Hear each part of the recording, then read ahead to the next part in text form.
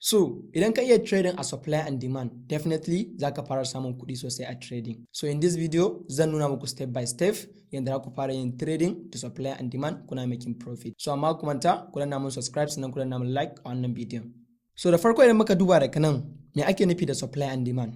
So, kawai abin da ake nufi da supply and demand, buy and sell. Let's say za ka yi buy a demand and then za ka yi sell a supply.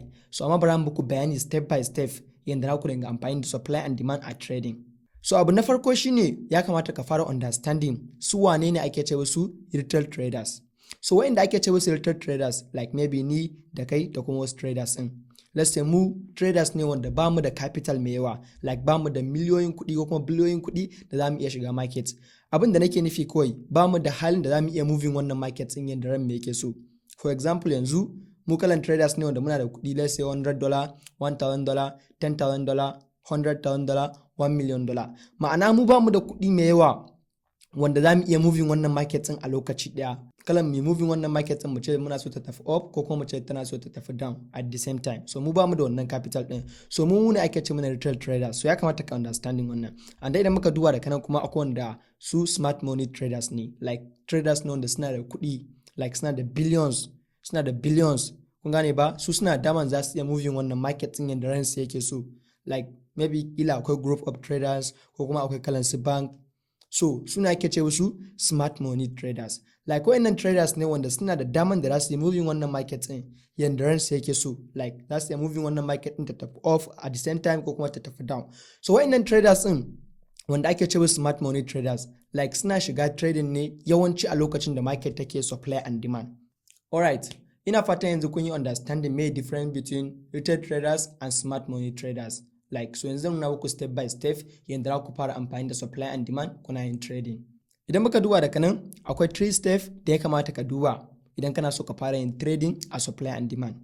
So step 1 idan muka duba daga nan shine ya kamata ka duba momentum candle, maybe bullish momentum candle ko kuma bearish momentum candle. So ma bara nuna muku yadda za ku gani.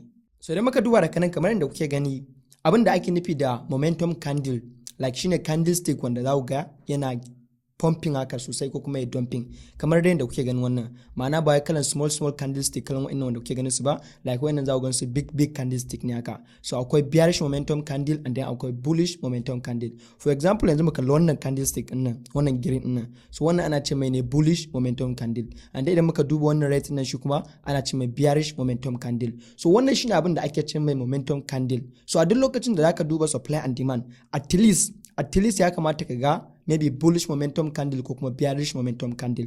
Is depend da maybe supply da aka duba ko kuma demand. For example yanzu anan wajen mu dauka nan zamu duba maybe demand area ne. So at least anan ya kamata ka duba bullish momentum candle at least guda uku.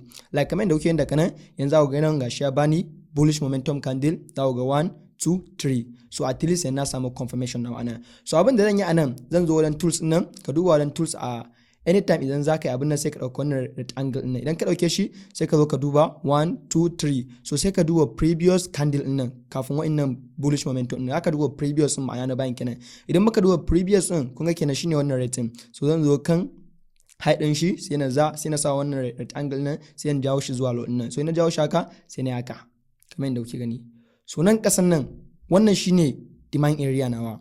Wannan shine demand area nawa. Ma'ana a duk lokacin da market din maybe ta zo sama, ina tunanin market din za ta dawo nan demand din nan, daga demand din nan kuma za ta ƙara komawa. So ga kuma ta kamar yadda na gaya muku, supply and demand yana ɗaya daga cikin area wanda smart money traders suke shiga trading. Kalan manya-manyan masu kuɗi maybe banks ne ko kuma huge funds ne da kalan manya-manyan traders. So wannan waje ne wanda suna da daman za su iya moving market, maybe kai da kake karamin trader baka da kuɗi sosai, so kuma kana so ka dinga shiga trading da smart money traders, so za ka iya amfani da supply and demand kamar yadda kuke gani. So bayan ka tabbatar ka zo nan za ga nan gashi ya ba confirmation 1 2 3 ya baka bullish momentum candle. So yanda a ce zamu duba bara ku gani.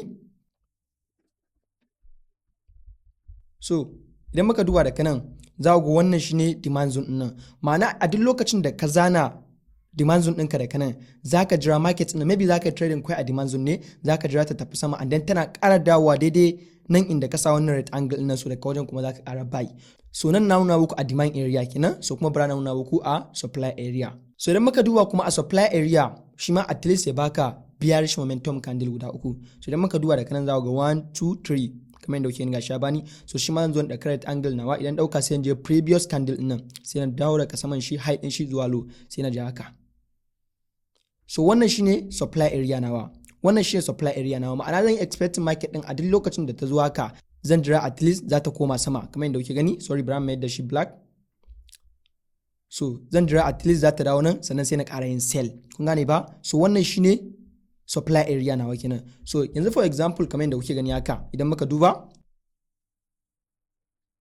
so kamar yadda kuke gani gashi nan, ma'ana a duk lokacin da kake trading idan da ya kara ka zana supply area naka zaka jira tafi demand din, and then idan ya dawo daidai supply naka sai ka ƙara bin shi a sell. So wannan shine step 1 yanda zaka zana supply and demand. At least ya kamata ka samu bullish momentum candle ko kuma bearish momentum candle at least guda uku. So kamar yadda kuke yin da kanan kuma sai step 2. So idan muka duba step 2, at least ya kamata ka duba market tana tafiya a consolidation. So already na muku bayani akan consolidation. Idan baka san me consolidation ba, ma'ana market tana tafiya between support and resistance kenan. Step 3 kuma da kanan shine week. Like dole ka duba multiple week. Maybe in the market take rejection. Alright. Wannan shine step by step yanda zaka dinga zana supply and demand. Now muku step 1, at least ya kamata ka duba bullish momentum candle ko kuma bearish momentum candle. And then step 2 kuma ka tabbatar market tana tafiya a consolidation, like market tana sideways. And then step 3 kuma ka dinga duba multiple week, like kalar rejection in the market take yi. Maybe za ga week din daga sama haka yana zuwa sai kaman zai fasa yana dawowa. So wannan shine abin da ya kamata ka duba idan da ka duba supply and demand. So yanzu kuma zan nuna maka step by step yanda zaka fara yin trading a supply and demand. Alright. So misali a ce yanzu zaka fara yin trading ne a supply and demand. So kamar yadda na gaya muku, at least ka dinga bari yana baka maybe bullish momentum candle ko kuma bearish momentum candle at least guda uku. So idan muka duba da kanan, za ga da kanan gashi ya bani 1 2 3 ko ya bani bullish momentum candle. So ba wai ina ganin wannan bullish momentum candle din nan bane kawai maybe zan yi buy.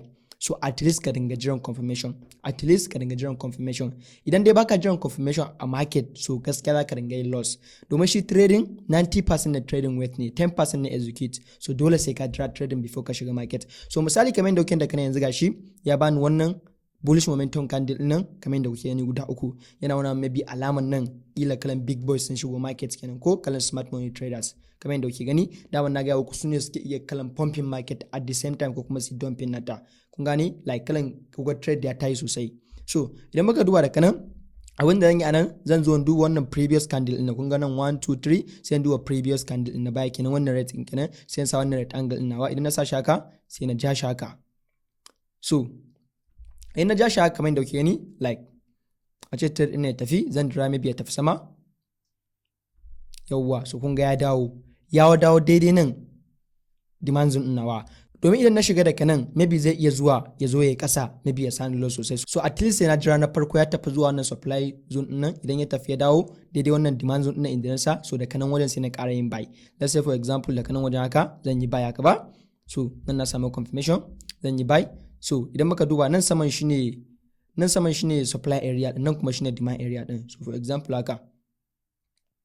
Yawwa, so kun ga ya dawo daidai target nawa. So na ga dama zan tabi market din a haka, duk lokacin da ya dawo wannan demand area din nawa ne buy.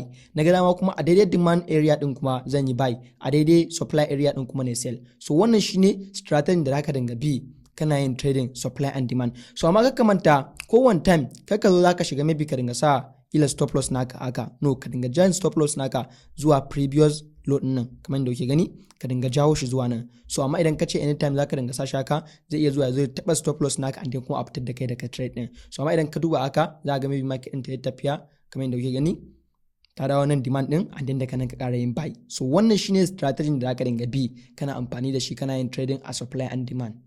Sannan kuma idan muka duba still shi ma idan zaka yi trading ne maybe zaka dinga yin sell ne, ma'ana zaka dinga yin sell a daidai supply area zuwa demand area. So shi ma haka at least ya kamata ka jira bearish momentum candle. Idan muka duba da kan za ku ga 1 2 3 yes. So sai na dauko red angle nawa sai zo previous candle din sai ja shaka sai ja haka. So at least zan jira confirmation, zan jira da kanan ya dawo zuwa wannan supply area din nawa, sannan sai na biyo shi kasa zuwa demand area din. For example haka.